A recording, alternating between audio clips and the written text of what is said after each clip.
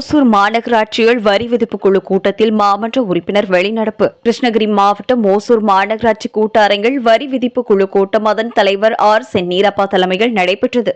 இதில் மாநகராட்சி ஆணையாளர் ஸ்ரீகாந்த், துணை ஆணையர், வரி விதிப்பு குழு மாமன்ற உறுப்பினர்கள் மற்றும் மாநகராட்சி பணியாளர்கள் ஆகியோர் பங்கேற்றனர். இந்த கூட்டத்தில் பேசிய மாநகராட்சி வரி விதிப்பு குழு தலைவர், வரி வசூல் பணிகளில் ஈடுபடும் மாநகராட்சி அதிகாரிகள் வாடிக்கையாளர்களிடம் மென்மையான போக்கை கடைபிடிக்க வேண்டும் எனவும், பொதுமக்களிடையே இணக்கமான அணுகுமுறையை கையாள வேண்டும் என்றும் கோரிக்கை விடுத்துள்ளார். என்ன பிரச்சனை அப்படின்னு சொன்னா, காலையில மார்னிங் பாத்தீங்கன்னா பிரேயர் ஆகும்போது ஷெட் போட்டிருக்காரு. என்ன ரீசனுக்காக ஷெட் போட்டிருக்காரு அப்படின்னு சொன்னா, அந்த மழை வரும் அப்படின்றதுக்காக, இல்ல வெயில் இந்த மாதிரி வெயில நிப்பாட்ட முடியாது அப்படின்றதுக்காக ஷெட் போட்டிருக்காரு. அந்த பக்கம் இந்த பக்கம் பில்டிங் சென்டர்ல ஷெட் போட்டிருப்பாரு.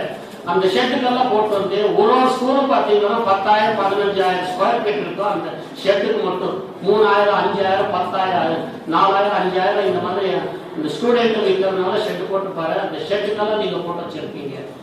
தயவுசெய்து நீங்க அந்த ஷெட்டுக்கு கண்டிப்பா எடுத்தே ஆகணும் சார்.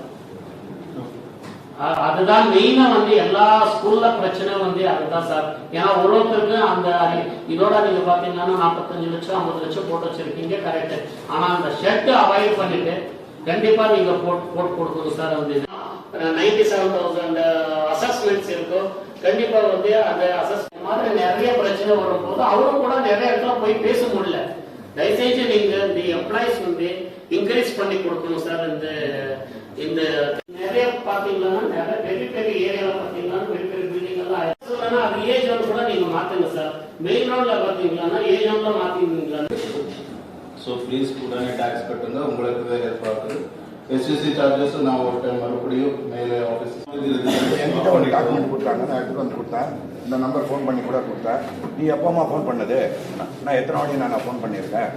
அவர் ஸ்பெசிஃபிக்காக ஒரு கேஸ் இருக்கேன். அது கிளியர் பண்ணாலும் எவ்வளோ அசல் இல்லை சார், எல்லாமே 30 கீழே கொண்டு வந்து இருக்கிறோம். இந்த மேலே இப்போ இந்த மோர் தென் 30 days யாரும் இருக்கும் மாதிரி நான் பார்ப்பேன். ஓகே.